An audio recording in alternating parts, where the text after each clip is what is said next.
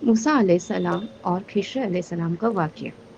यह वाक़या कुरान की सूरह अल-कहफ़ में बयान किया गया है, जो धैर्य और ज्ञान की तलाश के बारे में है। मूसा अलैहिस्सलाम को अल्लाह ने एक ख़ास इल्म अता किया था, लेकिन उन्हें बताया गया था कि एक और बंदा है जिसके पास उनसे भी ज़्यादा इल्म है, और वह खिज़र अलैहिस्सलाम है।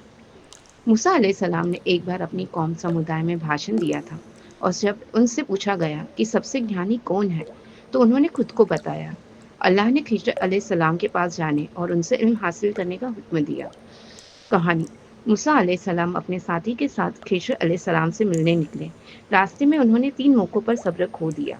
जब खिज़र अलैहिस्सलाम ने कुछ ऐसे काम किए जो मूसा अलैहिस्सलाम को समझ में नहीं आए।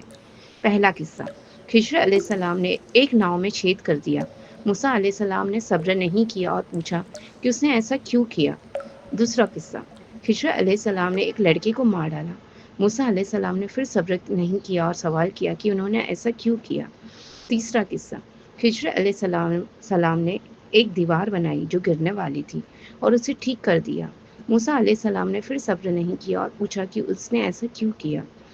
हर बार खिज़र अलैहिस्सलाम ने मूसा अलैहिस्सलाम को समझाया कि उसने जो किया वह अल्लाह के हुक्म से था, और मूसा अलैहिस्सलाम ने के लिए उस इल्म को समझना मुश्किल था जो अल्लाह ने उन्हें दिया था। पहले मौके पर खिज़र अलैहिस्सलाम ने बताया कि नाव को नुकसान पहुंचाने का मकसद यह था कि एक राजा जबरदस्ती अच्छी नाव को छीन लेता था, और उसने उस नाव को नुकसान पहुंचाया ताकि वह उसे न ले सके।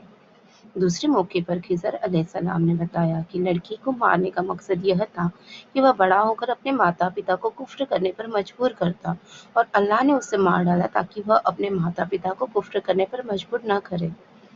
तीसरे मौके पर खिज़र अलैहिस्सलाम ने बताया कि दीवार बनाने का मकसद यह था कि दीवार के नीचे एक खजाना दबा हुआ था, जो 2 यतीम लड़कों का था, और वह चाहता था कि जब वह बड़े हो जाए तब तक वह खजाना सुरक्षित रहे। कभी-कभी हमें अल्लाह के फैसलों को समझने में मुश्किल होती है, लेकिन हमें याद रखना चाहिए कि अल्लाह सबसे अच्छा जानता है, और वो जो करता है वो सब हमारे लिए बेहतर होता है।